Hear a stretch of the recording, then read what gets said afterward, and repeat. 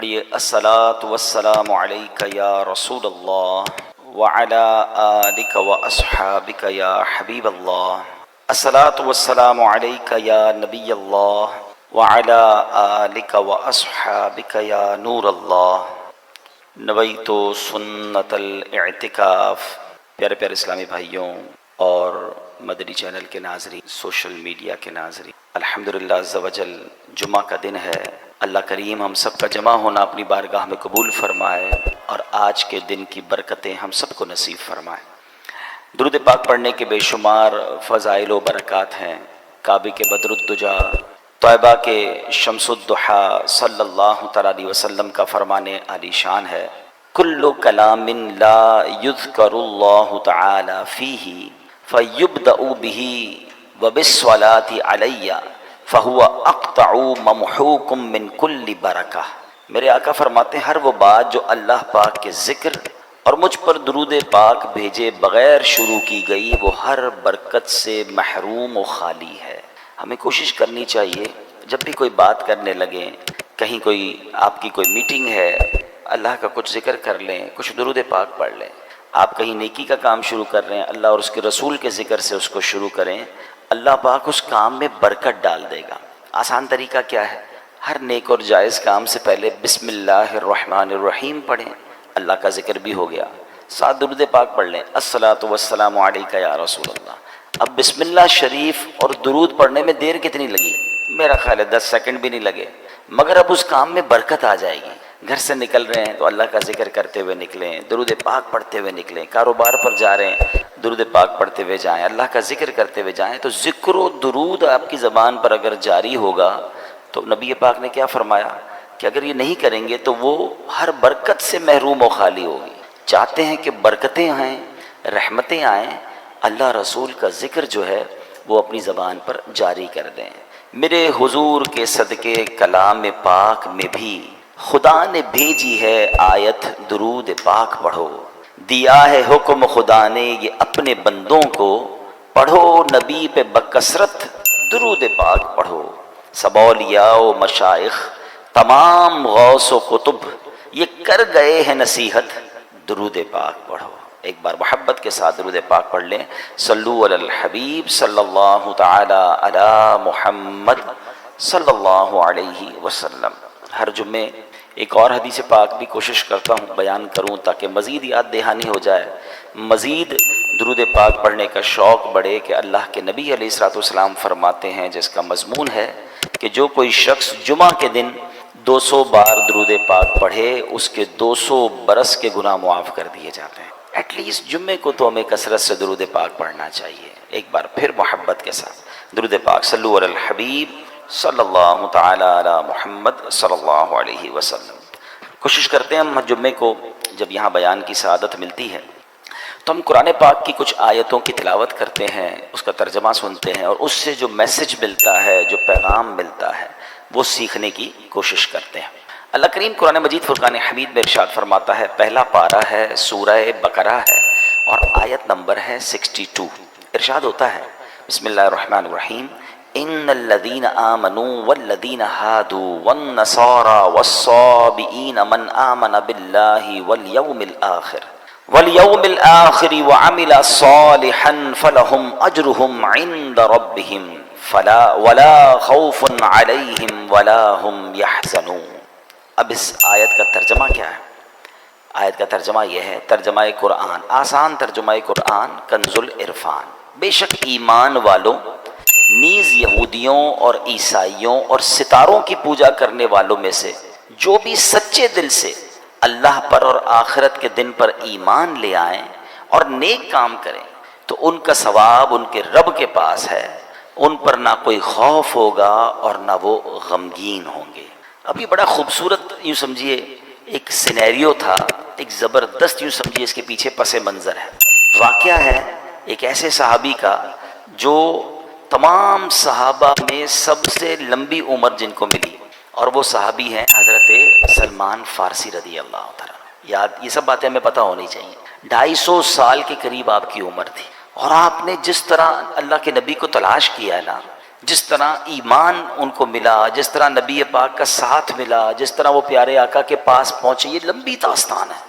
اور یقین کریں سیدنا سلمان فارسی کی جب بھی آپ داستان پڑھتے ہیں سنتے ہیں تو ایمان ہونا دل میں تو دو باتوں کی اہمیت بڑھنی چاہیے۔ ایک تو ان سے پیار ہو جاتا ہے کہ کتنی اسٹرگل، کتنی محنت، اتنے سال لگا دیے نبی پاک کو تلاش کرنے میں۔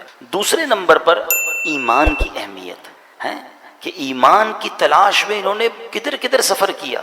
آپ کو پتہ ہے حضرت سلمان فارسی انہوں نے اپنے آپ کو غلام بنا کر بیچ دیا۔ کبھی انشاءاللہ موقع ملا تو میں تفصیلی واقعہ بیان کروں گا، میں مختصر بیان کر دیتا ہوں کہ ہوا یہ تھا کہ سیدنا سلمان فارسی رضی اللہ تعالیٰ نے بڑی لمبی عمر پائی اور آپ نے سال ہر سال حق کی تلاش کے لیے سفر کیا۔ اس زمانے میں نبی پاک دنیا میں تشریف نہیں لائے تھے، تو ان کو یہ بت پرستی اور کفر پسند نہیں تھا، یہ حق کی تلاش میں جاتے۔ تو وہاں اس زمانے میں بھی کچھ لوگ تھے جو ایمان والے تھے، راہب جس کو کہتے تھے، جو بتوں کی پوجا نہیں کرتے تھے، باطل خداؤں کی عبادت نہیں کرتے تھے، کیونکہ اس زمانے میں تو عجیب معاملہ تھا نا، کوئی آگ کی پوجا کرتا تھا، کوئی ستاروں کی عبادت کرتا تھا، کوئی بتوں کی پوجا کرتا تھا۔ تو یہ اللہ وحدہ لا شریک کے ماننے والے تھے، تو یہ راہب ہوتے تھے جو تمام لوگوں سے دور ہو کر عبادت کرتے تھے، یہ ان کے پاس چلے جاتے، ان کے پاس بیٹھتے۔ جب اس کے انتقال کا وقت قریب آتا کہتے اب بتاؤ کس کے پاس جاؤں، وہ کسی اور راہب کے پاس بھیج دیتے۔ ان کے انتقال کا وقت آتا وہ کسی اور راہب کے پاس بھیج دیتے۔ اب آخری جو راہب تھا نا، جب اس کے انتقال کا وقت آیا تو آپ نے کہا اب میں کدھر جاؤں؟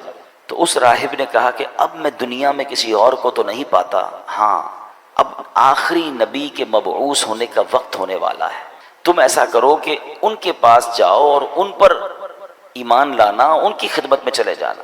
کچھ نشانیاں بتائی گئیں کہ وہ کہاں ہوں گے، تو پتہ چلا وہ مدینہ منورہ میں ہجرت کر کے آئیں گے۔ پیسے تھے نہیں مدینے جانے کے لیے، تو انہوں نے کیا کیا، سفر کرتے کرتے کرتے پتہ چلا کہ ایک قافلہ مدینے جا رہا ہے۔ قافلے والوں کو کہا مجھے مدینے لے جاؤ، کہا پیسے نہیں ہیں، ایسا کرو مجھے غلام بنا لو، میں تمہاری خدمت کرتا رہوں گا، مجھے اس بستی میں لے جاؤ۔ اپنے آپ کو بیچ دیا اور مدینے پہنچے۔ پھر بہت وہاں پر باغ میں کھجوریں اٹھاتے تھے اور محنت کرتے تھے، پانی کے ڈول اٹھاتے تھے، آپ کی کمر میں یوں سمجھے کہ بڑی تکلیفیں اٹھائیں، اور آخر کار جناب رسول اللہ صلی اللہ تعالیٰ علیہ وسلم کے پاس پہنچ گئے ہیں۔ گر پڑ کے یہاں پہنچا، مر مر کے اسے پایا، چھوٹے نہ الہی اب سنگے درے جانان۔ اب ایمان لے آئے، نبی پاک کی بارگاہ میں حاضر ہو گئے۔ بڑا عشق والا واقعہ ہے۔ لیکن اب انہوں نے نبی پاک علیہ السلام سے عرض کی کہ حضور میں جب آپ کے پاس آنے سے پہلے کئی ملک شام میں اور کئی ملکوں میں راہبوں کے پاس گیا تھا، بنی اسرائیل کے عبادت گزار تھے، تو یا رسول اللہ ان کا جب ذکر کیا تو نبی پاک علیہ السلام نے فرمایا کہ اے سلمان ان کا خاتمہ دین مصطفیٰ پر نہیں ہوا۔ پھر یہ قرآن پاک کی آیت نازل ہوئی، یعنی یہ جو میں نے آیت پڑھی نا، یہ ایکچولی ان راہبوں کے لیے نازل ہوئی۔ اب دوبارہ اس آیت کو سنیں، اللہ نے کیا فرمایا، ان الذین آمنوا والذین ہادوا والنصارى والصابئین من آمن باللہ والیوم الآخر وعمل صالحا فلہم اجرہم عند ربہم ولا خوف علیہم ولا ہم یحزنون۔ بے شک ایمان والوں نیز یہودیوں اور عیسائیوں اور ستاروں کی پوجا کرنے والوں میں سے جو بھی سچے دل سے اللہ پر اور آخرت کے دن پر ایمان لے آئیں اور نیک کام کریں تو ان کا ثواب ان کے رب کے پاس ہے، ان پر نہ کچھ کوئی خوف ہوگا اور نہ وہ غمگین ہوں گے۔ یہ آیت کریمہ جب نازل ہوئی تو نبی پاک نے فرمایا اے سلمان یہ آیت ان راہبوں سے متعلق ہے، ان میں سے وہ جو حضرت عیسیٰ پر ایمان رکھتے تھے اور ان تک میرا پیغام نہیں پہنچا، وہ تو خیر میں ہیں، مگر جنہوں نے میرا نام پاک سنا مگر پھر مجھ پر ایمان نہ لائے وہ ہلاک ہو گئے۔ اے میرے پیارے اسلامی بھائیوں، معلوم کیا ہوا، اس آیت سے میسج کیا مل رہا ہے کہ مکی مدنی مصطفیٰ صلی اللہ علیہ وسلم جب دنیا میں تشریف لے آئے نا، اس کے بعد سے قیامت تک کوئی بھی دین، کوئی بھی ہدایت، کوئی بھی نظریہ قابل قبول نہیں ہے، صرف اور صرف دین مصطفیٰ صلی اللہ تعالیٰ علیہ وسلم ہی راہ نجات ہے۔ مومن ان کا کیا ہوا، اللہ اس کا ہو گیا۔ نبی پاک کے دامن کے علاوہ پیارے آقا کی جو کہیں کہ ان کے فٹ اسٹیپ، ان کے نقش قدم، ان کے بتائے ہوئے طریقے کے علاوہ کوئی طریقہ درست نہیں، کیونکہ جو ان کے دامن سے وابستہ ہوگا وہ اللہ کریم کی رحمت کا حقدار ہوگا۔ کیا خوبصورت بات، اعلیٰ حضرت امام اہل سنت لکھتے ہیں مومن ان کا کیا ہوا، اللہ اس کا ہو گیا، کافر ان سے کیا پھرا، اللہ ہی سے پھر گیا۔ وہ کہ اس در کا ہوا، خلق خدا اس کی ہوئی، وہ کہ اس در سے پھرا، اللہ اس سے پھر گیا۔ اے میرے پیارے اسلامی بھائیو، یہ ہمیں بات سمجھنی ہے۔ اس آیت کریمہ سے واضح طور پر معلوم ہو گیا، کوئی بنی اسرائیل سے تعلق رکھتا ہو، کوئی تورات کا ماننے کا دعویٰ کرتا ہو، کوئی انجیل پر ایمان رکھنے کا دعویٰ کرتا ہو، غرض کوئی کیسے بلند دعویٰ کیوں نہ کرتا ہو، نجات کس کو ملنی ہے؟ نجات کی راہ کون سی ہے؟ وہ دین محمدی یعنی دین اسلام ہے، اس کے سوا نجات کا راستہ نہیں۔ اللہ قرآن مجید میں ارشاد فرماتا ہے وَمَن يَبْتَغِ غَيْرَ الْإِسْلَامِ دِينًا فَلَن يُقْبَلَ مِنْهُ وَهُوَ فِي الْآخِرَةِ مِنَ الْخَاسِرِينَ، اور جو کوئی اسلام کے علاوہ کوئی اور دین چاہے گا تو وہ اس سے ہرگز قبول نہ کیا جائے گا، اور وہ آخرت میں نقصان اٹھانے والوں میں سے ہوگا۔ اے میرے پیارے اسلامی بھائیوں، اب واقعہ سنیے گا۔ مشہور صحابی حضرت ابو ہریرہ رضی اللہ تعالیٰ عنہ، ان سے روایت ہے کہ نبی پاک علیہ الصلوۃ والسلام نے فرمایا روز قیامت اللہ کی بارگاہ میں اعمال پیش ہوں گے، یعنی اعمال بھی اللہ کی بارگاہ، ہم تو پیش ہوں گے، اعمال بھی پیش ہوں گے۔ نماز عرض کرے گی اے اللہ پاک میں نماز ہوں، ارشاد ہوگا تم بھلائی پر ہو۔ پھر صدقہ حاضر ہوگا، اے اللہ میں صدقہ ہوں، ارشاد ہوگا تم بھلائی پر ہو۔ روزے حاضر ہوں گے، یا اللہ میں روزہ ہوں، ارشاد ہوگا تم بھلائی پر ہو۔ اس طرح اعمال پیش ہوتے رہیں گے، آخر میں اسلام پیش ہوگا، اور اللہ کی بارگاہ میں عرض کرے گا یا ربی انت السلام و انا الاسلام، اے اللہ تیرا پاک نام سلام ہے اور میں اسلام ہوں۔ ارشاد فرمائے گا انک علی خیر بک الیوم آخذ و بک اعطی، بے شک تو بھلائی پر ہے اے اسلام، آج جس کی بھی پکڑ ہوگی تیری ہی سبب سے ہوگی، یعنی جس نے تیرا انکار کیا ہوگا اس کی پکڑ ہوگی، اور جس کو جو عطا ہوگا وہ تیری ہی بدولت ہوگا۔ اس کا مطلب جس نے اسلام تھاما ہوگا وہ بخشا جائے گا، اور جو اسلام کا انکاری ہوگا وہ قیامت کے دن مارا جائے گا، پکڑا جائے گا۔ میرا یہ بیان چونکہ پوری دنیا میں سنا جاتا ہے، ابھی بھی سن رہے ہوتے ہیں، بعد میں بھی لوگ سنتے ہیں، اگر میرا کوئی ایسا ویور ہے جو مسلمان نہیں ہے، جو اللہ کو، اس کے حبیب علیہ الصلوۃ والسلام کو ماننے والا نہیں ہے، آج قرآن کی آیتوں کے ذریعے میں آپ سے عرض کر رہا ہوں، ایک ہی دین جو اللہ کی بارگاہ میں مقبول ہے، نبی پاک کے آنے کے بعد اب کوئی راہ نجات نہیں ہے، آپ اسلام میں داخل ہو جائیں، اللہ آپ کو اسلام پر استقامت دے، ہم جو ایمان والے اللہ ہمیں بھی ایمان پر استقامت دے، کہ ایمان ہی راہ نجات ہے۔ اب ذرا سنیے گا، کچھ لوگ آج بھی، اب اصل پرابلم یہ کہ علم تو ہے نہیں، سب دیکھنا ہے، سب پڑھنا ہے، سب کی جناب اندر جانا ہے، یہ ہمارا کام نہیں ہے۔ حضرت موسیٰ علیہ الصلوۃ والسلام پر کون سی کتاب نازل ہوئی تھی؟ تورات شریف، ٹھیک ہے۔ کس کی بات کر رہا ہوں؟ حضرت فاروق اعظم، حضرت عمر فاروق، کیسی ہستی ہیں جن کے بارے میں نبی پاک فرماتے میرے بعد اگر کوئی نبی ہوتا تو عمر ہوتا۔ ان کا واقعہ سنیے۔ ایک بار نبی پاک کا دربار تھا، حضرت عمر آئے، ہاتھ میں تورات شریف تھی، حضرت عمر نے نبی پاک کے پاس بیٹھ کر تورات پڑھنا شروع کر دی، توجہ پیارے آقا علیہ السلام کی طرف نہیں گئی بلکہ تورات پڑھنا شروع۔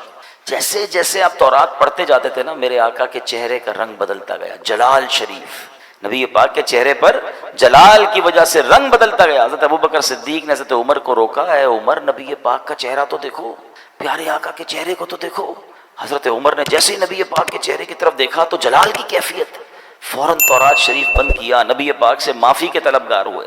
اب سنو اللہ کے حبیب علیہ الصلوۃ والسلام نے کیا فرمایا، فرمایا اس ذات کی قسم جس کے قبضہ قدرت میں میری جان ہے، اگر حضرت موسیٰ بھی خود ظاہری زندگی کے ساتھ دوبارہ دنیا میں تشریف لے آئیں، تم مجھے چھوڑ کر ان کی پیروی کرو گے تو سیدھے راستے سے بھٹک جاؤ گے۔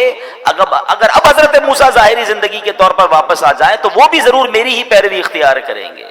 یہ کیسا پیغام ہے، یہ کیسا میسج تھا، اللہ اکبر، کیا خوبصورت بات۔ اعلیٰ حضرت لکھتے ہیں نا، خلق سے اولیاء، اولیاء سے رسول، اور رسولوں سے اعلیٰ ہمارا نبی، ملک کونین میں انبیاء تاجدار، تاجداروں کا آقا ہمارا نبی۔ اب اس واقعے سے مجھے اور آپ کو کیا سیکھنا ہے؟ تورات شریف تو آسمانی کتاب ہے نا، ایک عرصے تک تو معیار ہدایت یہی کتاب رہی، صدیوں تک اس پر عمل کرنے والے نجات پاتے رہے۔ وہ بلند شان والی کتاب ہے جس پر عمل کر کے اونچے مقامات لوگ پایا کرتے تھے، جس پر عمل کی برکت سے بنی اسرائیل فتح پاتے تھے، اللہ پاک کی رحمتوں کے حقدار بنتے تھے۔ تو جس تورات کو پڑھنا بھی ثواب تھا، جس کو دیکھنا بھی ثواب تھا، مگر جب نبی پاک تشریف لے آئے، محبوب ذیشان صلی اللہ علیہ وسلم تشریف لے آئے، پھر کیا ہوا؟ آپ نے اعلان نبوت فرما دیا، اب تورات راہ نجات نہ رہی، اس پر عمل منسوخ ہو گیا۔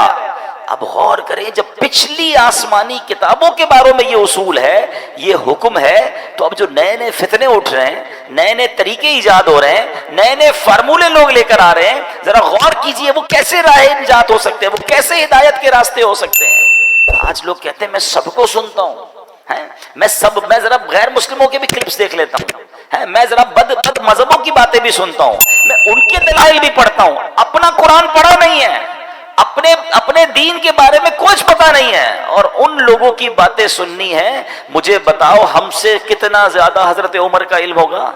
حضرت عمر کو تورات پڑھنے سے نبی پاک نے روک دیا جو کہ آسمانی کتاب ہے، اور ہم جناب جن کے پاس علم نام کی کوئی چیز نہیں، اپنے دین کے بارے میں مضبوطی نہیں، اور غیر مسلموں کی باتیں سنیں گے، بد مذہبوں کی باتیں۔ کوئی بات دل میں بیٹھ گئی تو ایک بات یاد رکھیے گا، یہ ضرور اللہ کا مجھ پر اور آپ پر احسان ہے کہ ہمیں بن مانگے ایمان دیا ہے، ہم نے اسٹرگل نہیں کی۔ حضرت سلمان فارسی کو دیکھو یار، میں نے آپ کو بہت شارٹ میں واقعہ سنا، میں واقعہ پورا سناؤں رونے لگ جاؤ گے، کہ اس اللہ کے بندے نے ایمان حاصل کرنے کے لیے، نبی پاک کو تلاش کرنے کے لیے کیا کیا کیا، اپنا آپ بیچ دیا۔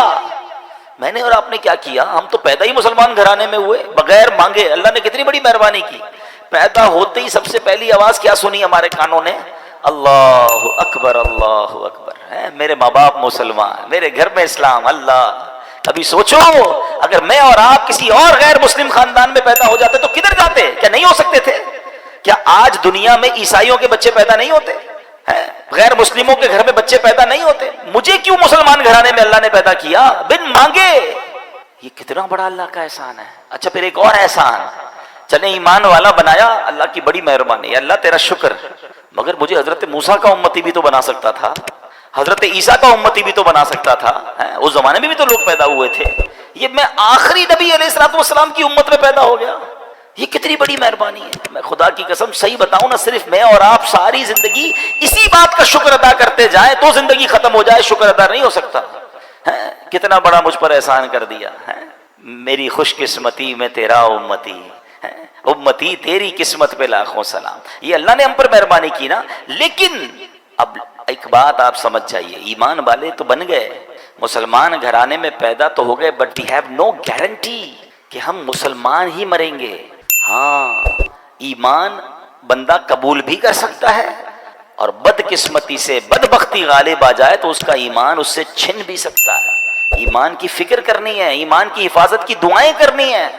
پوری دنیا میں آج کہا جاتا ہے کہ سب سے زیادہ جو موسٹ گروئنگ ریلیجن ہے نا، سب سے زیادہ پھیلنے والا مذہب اسلام ہے۔ بہت اچھی بات ہے، مگر مسلمان بھی غیر مسلم ہوتے ہیں، اس کی بھی ہمیں فکر کرنی ہے، دعائیں کرنی ہے۔ تو یہ کیسے ہو سکتا ہے؟ جب آپ سب کی سنیں گے، آپ غیر مسلموں کو بھی سنیں گے، آپ بد مذہبوں کو بھی سنیں گے، آپ ان سے دوستیاں لگائیں گے، کیا پتا ان کی کون سی بات۔ اب تو سنا ہے، پتہ نہیں، میں مذہبوں کے نام نہیں لیتا، مگر مختلف تہواروں میں مسلمانوں کے بچے جا رہے ہیں، آپس میں تحفے دیے جاتے ہیں، بھئی تحفہ کیوں آیا؟ تو فلاں مذہب والوں کی عید ہے، فلاں مذہب والوں کا تہوار ہے۔ ہم مسلمان کلمہ پڑھنے والے، جو بندہ میرے رب کو نہ مانے، میرے نبی کو نہ مانے، میں ان کے تہواروں میں کیسے شرکت کر سکتا ہوں؟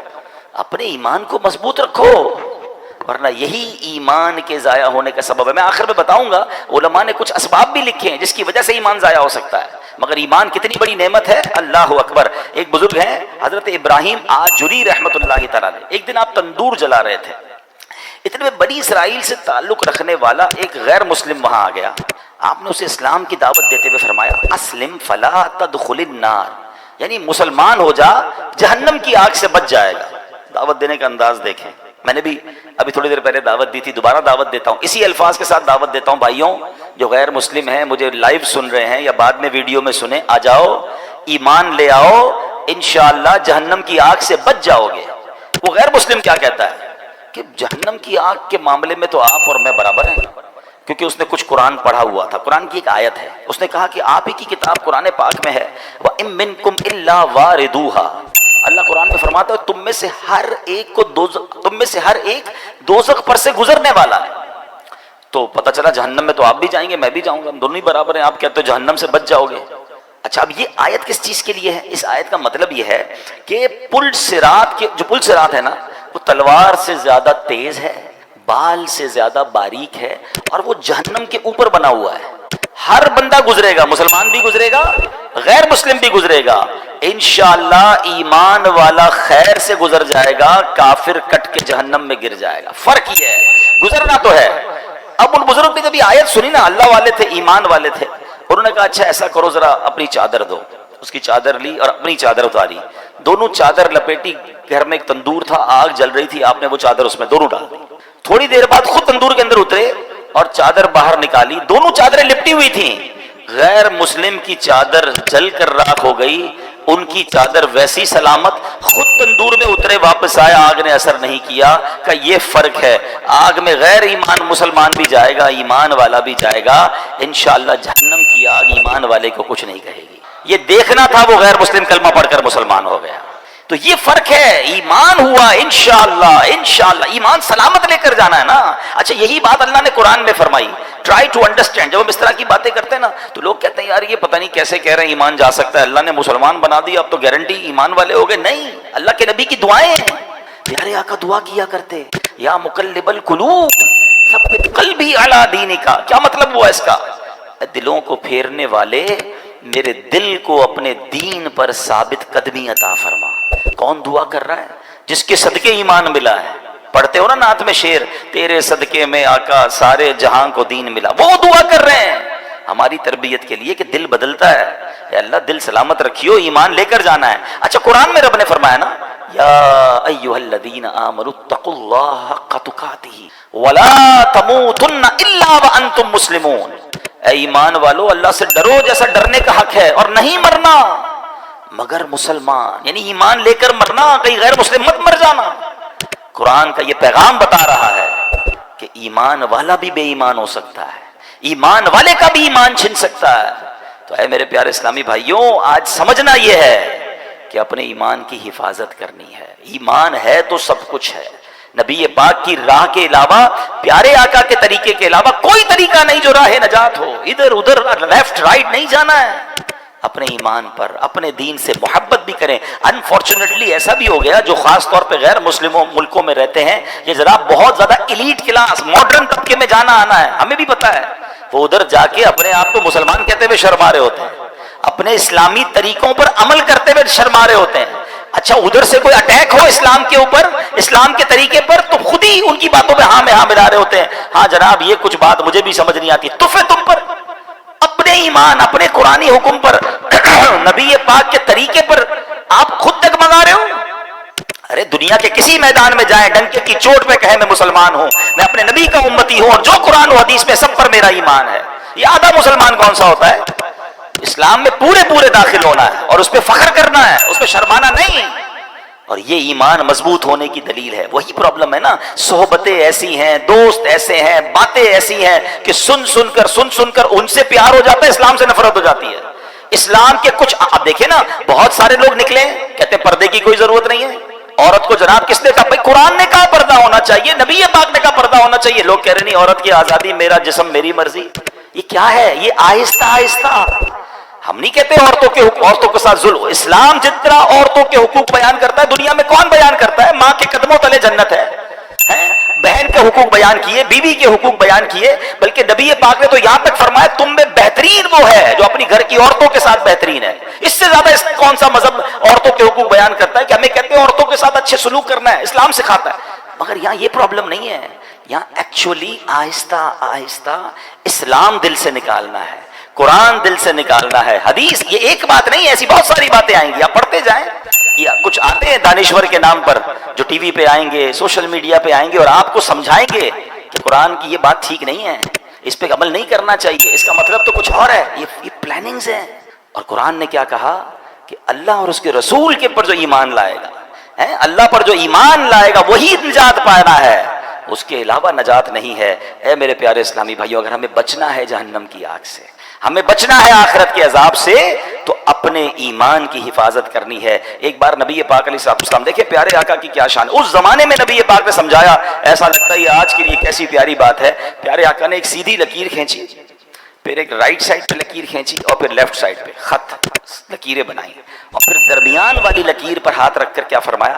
دائیں بائیں والی لکیروں پر فرمایا ہادہ سبل الشیطان، یہ شیطان کے راستے ہیں، اور درمیان والی لکیر پر فرمایا وَأَنَّ هَذِي صِرَاطِي مُسْتَقِيمًا فَاتَّبِعُوهُ، اور یہ کہ یہ میرا سیدھا راستہ ہے تو اس پر چلو۔ قرآن کی آیت تلاوت کر کے سمجھایا کہ سیدھا راستہ اللہ اور اس کے رسول کا راستہ ہے، دائیں بائیں یہ عجیب عجیب راستے آتے رہیں گے جس سے اپنا ایمان بچانا ہے۔ سیدی اعلیٰ حضرت نے تو بہت پہلے لکھا تھا، فرماتے ہیں جان دے دو وعدہ دیدار پر، نقد اپنا دام ہو ہی جائے گا، سائلو دامن سخی کا تھام لو، کچھ نہ کچھ انعام ہو ہی جائے گا، مفلسوں ان کی گلی میں جا پڑو، باغ خلد اکرام ہو ہی جائے گا۔ اور فرمایا سونا جنگل رات اندھیری چھائی بدلی کالی ہے، سونے والو جاگتے رہیو چوروں کی رکھوالی ہے۔ یعنی دین سکھانے کے نام پر لوگ آ کر ایمان پر حملے کر رہے ہوتے ہیں۔ اللہ کرے کہ یہ بات ہمیں سمجھ آ جائے اور ہم اپنے دین سے بے پناہ محبت کرنے والے بن جائیں۔ میں انشاءاللہ آج آپ کو کچھ وظائف بھی بتا کر جاؤں گا، مگر ایک بڑا دل خراش واقعہ جس سے یہ احساس ہوگا کہ ایمان کیسے شیطان چھین لیتا ہے۔ امام ابو محمد رحمۃ اللہ تعالی علیہ فرماتے 3 عبادت گزار لوگ تھے، زاہد تھے، حج پر گئے اور جاتے جاتے راستے میں غیر مسلموں کی بستی میں قیام کیا۔ اب ان تینوں میں سے ایک کی نظر ایک غیر مسلم لڑکی پر پڑی جو بڑی خوبصورت تھی، اس اوس کی طرف اس کا دل مائل ہو گیا۔ پہلے کے زمانے میں قافلے اونٹوں پر گھوڑوں پر بہت لمبا سفر ہوتا تھا، اب صبح ہوئی تو سفر کا وقت ہے، اس نے کہا دونوں کو کہا تم جاؤ میں ذرا پیچھے آتا ہوں۔ وہ دونوں تو حج پہ روانہ ہو گئے، یہ بندہ اسی بستی میں رک گیا، اس عورت کی طرف اس کا دل آ گیا، عورت سے اس نے بات کی کہ میں تم سے شادی کرنا چاہتا ہوں۔ تو عورت نے کہا کہ میرے والد سے بات کرو، والد کے پاس گیا، والد نے کہا اس کا مہر دو۔ کہا مہر کیا ہے؟ کہا مہر بہت بھاری ہے۔ کہا بتائیے میں مہر دے دوں گا۔ کہا مہر یہ ہے کہ تم غیر مسلم ہو جاؤ، تم اسلام چھوڑ دو۔ اس بدبخت نے اس لڑکی کے عشق کے چکر میں اپنا دین چھوڑ دیا، جو عبادت گزار تھا، حج کو جا رہا تھا۔ ٹرائی ٹو انڈرسٹینڈ کدھر جا کر ایمان گیا اس کا، حج کے راستے میں شیطان نے ایسا حملہ کیا کہ وہ غیر مسلم ہو گیا۔ اچھا وہ شادی بھی ہو گئی، اب وہ دوست حج کر کے واپس اسی راستے سے آئے کہ وہ دوست کدھر رہ گیا، حج پہ ہی نہیں آیا۔ واپس آئے ڈھونڈتے ڈھونڈتے پتا چلا کہ وہ بندہ تو غیر مسلم ہو گیا تھا، مگر اس دوران اس کا انتقال بھی ہو گیا، یعنی بے ایمانی کی موت مرا۔ اس کی بیوی کو تلاش کیا، بیوی کو کہا قبر تو دکھاؤ، قبر پر گئے، وہاں دیکھا تو 2 بچے بھی تھے، اس کی بیوی تھی، سب رو رہے تھے۔ تو بیوی سے جب داستان سنی تو یہ بھی 2 دوست تھے، رونے لگے کہ ایسا ہو گیا، اس کا ایمان ہی چلا گیا، بے ایمان مر گیا۔ عورت نے پتہ کیا بتایا؟ تو عورت نے کہا آپ کیوں رو رہے ہیں؟ کہا ہم اس کی عبادت کے گواہ ہیں، اس کے زہد اور تقوی کے گواہ ہیں، یہ بڑا نیک تھا، بڑا عبادت گزار تھا، ہمیں افسوس یہ اس کا ایمان چلا گیا۔ اللہ کی شان دیکھو، جب اس عورت نے اپنے سابقہ شوہر کی عبادت و تقوی کے بارے میں سنا، وہ عورت کلمہ پڑھ کر مسلمان ہو گئی۔ ہائے ہائے ہائے، یہ اللہ کی خفیہ تدبیر ہے کہ جس عورت کی وجہ سے اس نے ایمان ختم کیا وہ عورت مسلمان ہو گئی، مگر اس عبادت گزار کا خاتمہ ایمان پر نہیں ہوا۔ ہم اللہ سے آج جمعے کے دن اس کے گھر میں بیٹھ کر دعا کرتے ہیں، اللہ ہمارے ایمان کی حفاظت رکھنا، اے اللہ ہمیں مرتے وقت کلمہ نصیب فرما، ہمیں برے خاتمے سے بچا، اے اللہ جب قبر میں جائیں اللہ ایمان سلامت لے کر جائیں۔ یہ دعائیں کرتے رہیں، مال سلامت رہے، کاروبار سلامت رہے، بچے سلامت رہے، پتہ نہیں کتنی دعائیں کرتے ہیں۔ میں نہیں کہتا نہ کرو، مگر ایمان کی بھی تو دعا کرو نا، سب سے بڑھ کر تو ایمان ہے، وہ ہماری دعاؤں میں ہی نہیں ہے۔ اب آخر میں آئیے، ایمان سلب ہونے والے وہ کچھ کام جس کی وجہ سے ایمان سلب ہو سکتا ہے، وہ کیا ہے؟ حضرت بعض علماء فرماتے ہیں برے خاتمے کے 4 بڑے اسباب ہیں۔ نمبر 1 نماز میں سستی، پلیز نماز نہ چھوڑا کریں۔ جمعہ میں آج اس مسجد میں دوسرا جمعہ ہو رہا ہے، روڈ پہ پبلک ہوتی ہے، بڑی اچھی بات ہے، مگر پلیز باقی نمازیں بھی پڑھیں۔ ہم صرف جمعے کے لیے، ہم پر جمعہ فرض نہیں ہے۔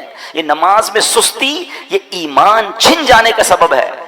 دوسرے نمبر پر فرمایا شراب نوشی، خدا کے واسطے شراب کے قریب بھی نہ جائیں۔ تیسرے نمبر پر والدین کی نافرمانی، خدا کے واسطے اپنے ماں باپ کی عزت کریں، پیار کریں، ان سے محبت کریں، ان کی رسپیکٹ کریں، ان کا دل نہ دکھاؤ۔ ماں باپ ناراض تو رب ناراض، ماں باپ راضی تو رب راضی۔ اور چوتھے نمبر پر علماء نے فرمایا مسلمانوں کو تکلیف دینا۔ کچھ لوگوں کی بڑی عجیب عادت ہوتی ہے، آلویز تکلیف ہی دیتے ہوتے ہیں، طنز کریں گے، گالیاں دیں گے، جھگڑا کریں گے، پڑوس میں ہے تو پڑوسی کو تکلیف، رشتہ دار میں ہے تو رشتہ داروں کو تکلیف، کاروبار کریں تو کاروباریوں کو تکلیف، جدھر جائیں ٹینشن۔ نہ کرو ایسا۔ یہ حقوق العباد کا معاملہ، ایک تو اس کے گناہوں کا انبار آپ پر لگ رہا ہے، دوسرا اللہ نہ کرے ایمان ہی نہ چلا جائے ہمارے ہاتھ سے۔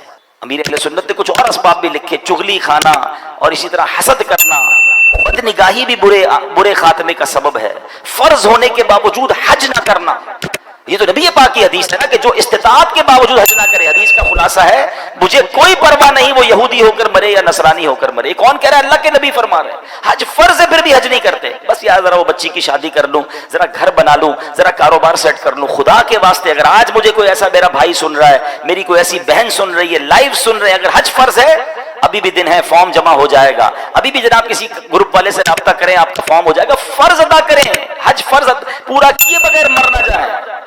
زندگی میں ایک ہی بار تو حج فرض ہے، اگر پیسے ہیں، استطاعت ہے، جو اس کی تفصیل ہے تو حج کر لیں۔